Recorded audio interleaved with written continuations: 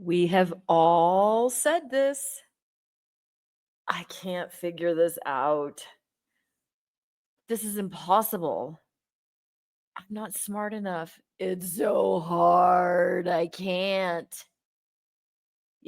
I know these thoughts might feel normal. It might seem like they're innocent words, right? It's just so human to say things like this. But what if I told you that these innocent thoughts are actually hijacking your nervous system, shrinking your brain's problem solving center, and literally creating neural pathways that make failure feel like it's inevitable?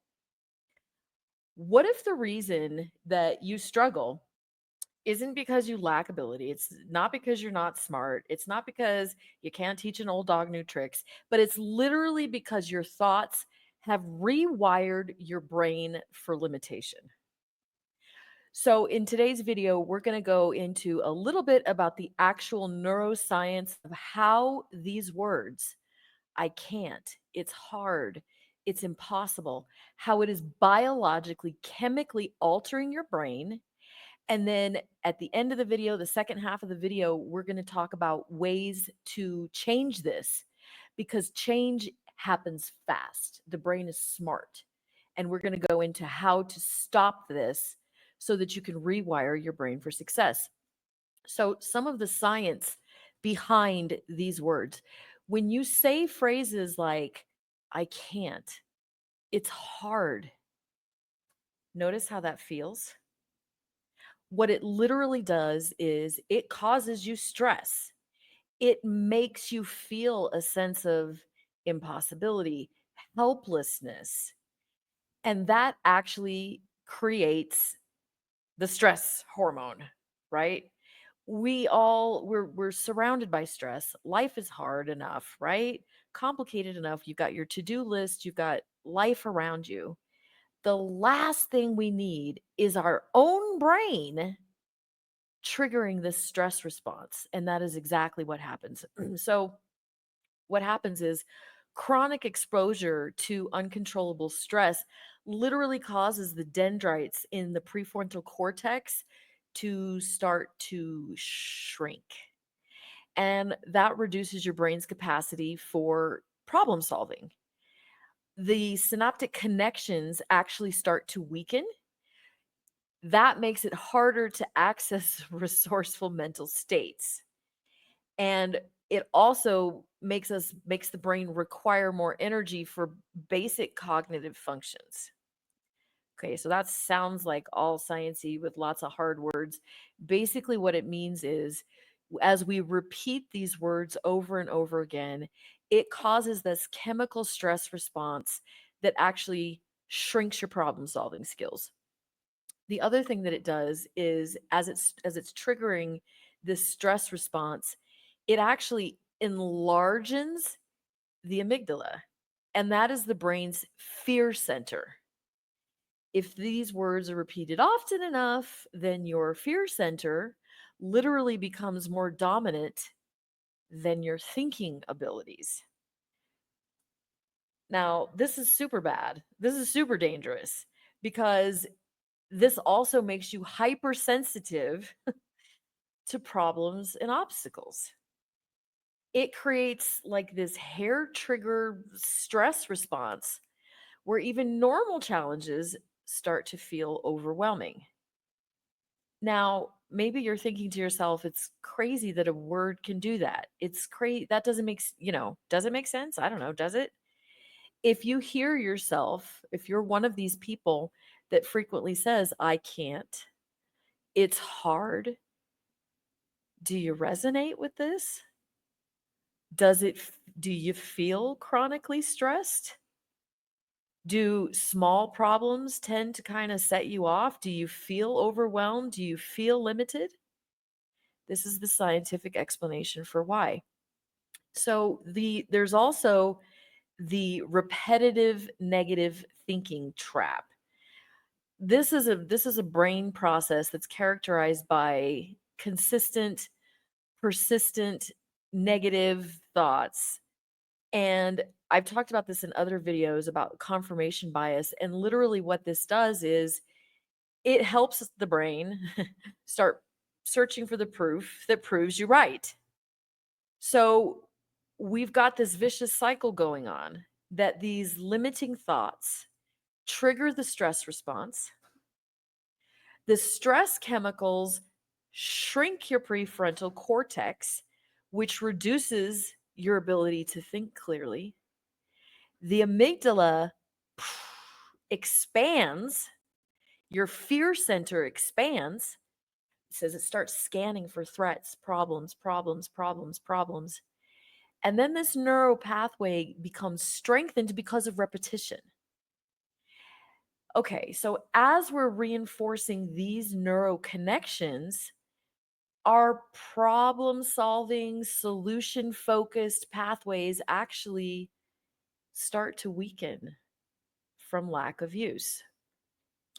As we're constantly thinking negatively about ourselves, we're creating neuron pathways for this behavior.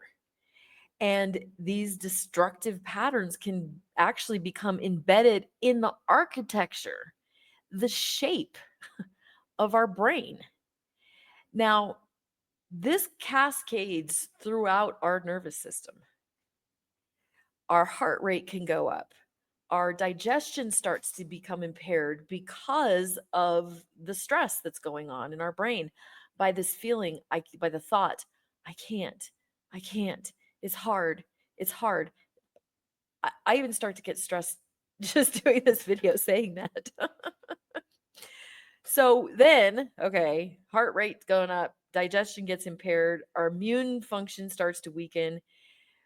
The neurotransmitters also start to become imbalanced by chronic I can't thinking. Dopamine reduces our motivation and our reward sensitivity.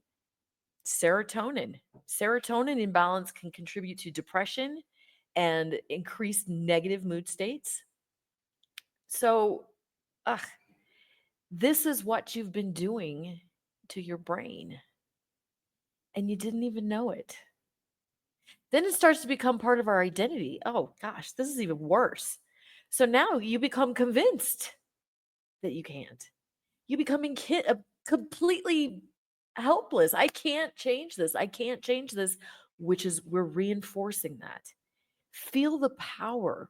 Feel that or horribleness. Maybe you're already comfortable with it. Maybe you already feel that. But here's the good news. Change is always possible because the brain is brilliant. And I don't care what they say about not being able to teach an old dog new tricks. That is before we understood what was actually happening. That was before we understood that these old dogs were actually using words that kept them from doing that. That phrase itself keeps them from learning. But change is possible because the brain is brilliant. When you consciously shift to more empowering thoughts, new dendritic branches, that's the things that we shrunk, actually can start to form within days, literally within days. Your prefrontal cortex starts to strengthen. So you'll notice an improvement of your thinking ability, your brain, your problem solving abilities. As you consciously shift to more empowering thoughts, that amygdala, which is your fear center, the reactivity, the sensitivity that it feels starts to shrink. That amygdala starts to go back down to its normal size or hopefully even smaller, which is going to start reducing your stress and your fear responses. And then all of this does is it starts expanding that neural network for possibility to expand. What that does is it allows the solutions to become more accessible.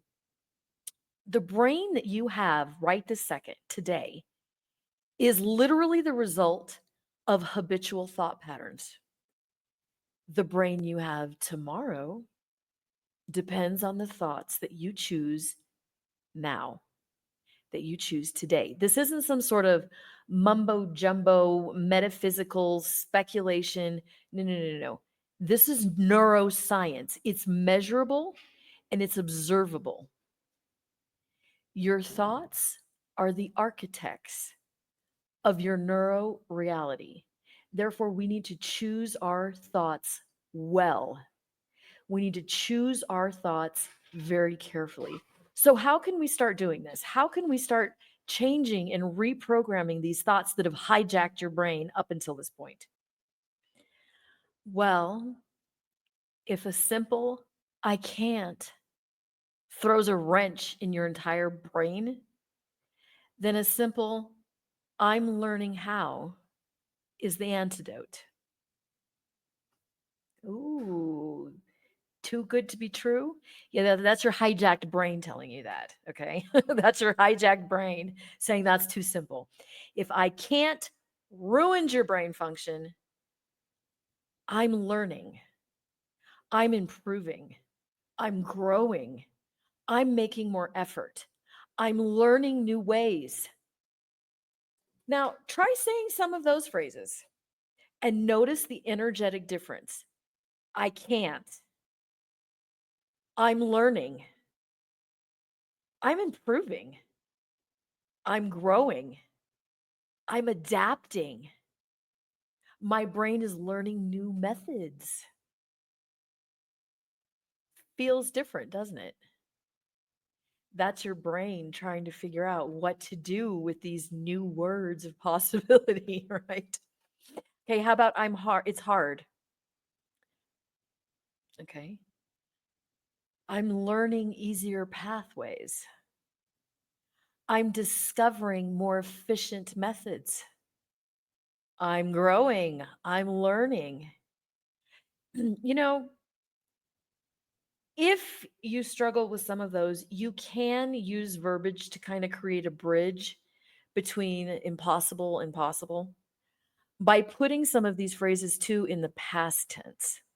So, I can't, we could change I can't into I couldn't in the past, but now I'm working on it. I never could before. That's because I didn't know how. I'm learning new methods. You see how that kind of will bridge it just a little bit?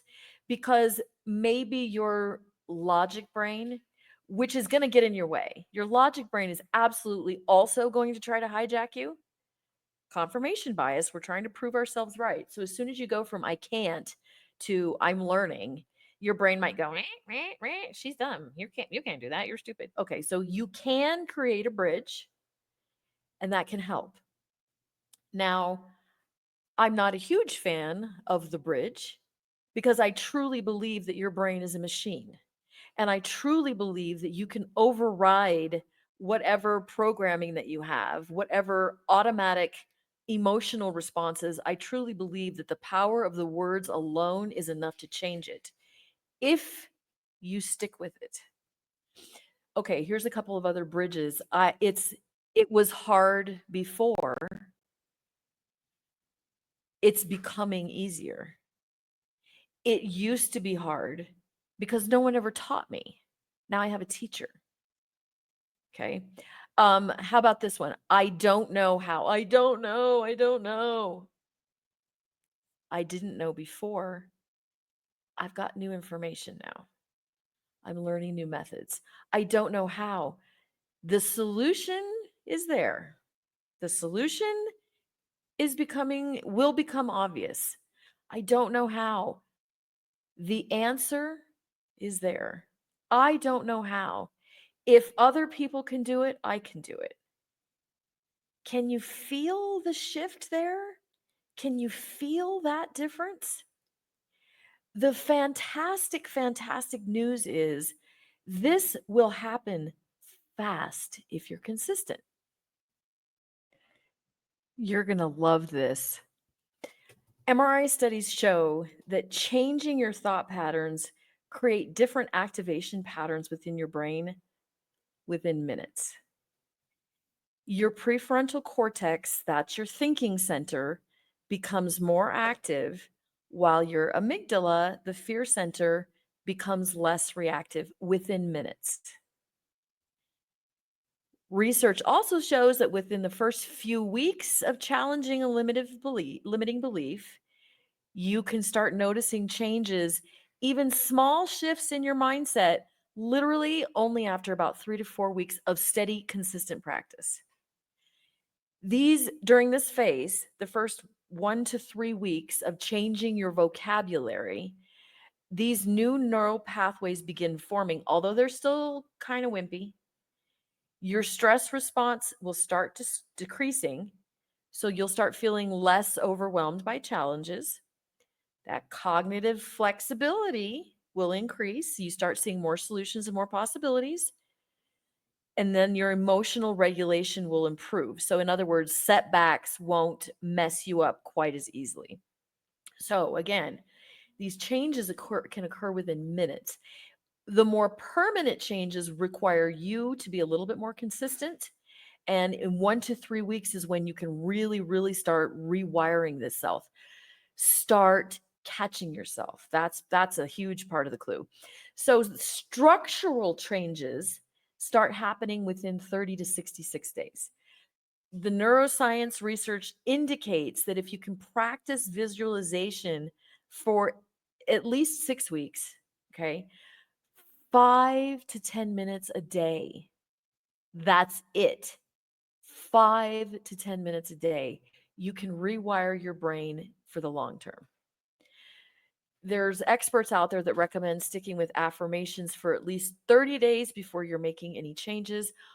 And these dendritic growth occurs, all these old limiting pathways begin weakening, and your default thinking patterns start shifting from I can't to I'm learning.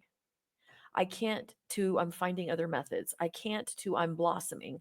I can't to I'm doing better. So start these changes now, because within minutes you can feel that difference. And within 3 weeks from now, your brain will literally not be the same as it is right now. Okay, so I would like to ask you, please, please, please, pretty please, pretty please, pretty please, subscribe with a cherry on top. I would love to hear some comments. Please put some comments down below. I want to know what your challenges are. I want to know if you could feel the energetic difference between I can't and I'm learning. I would love to know. I would love to know what you felt during that experiment. And I read through all the messages. I will make a video just for you. Give me a thumbs up, like and subscribe, and I will talk to you soon.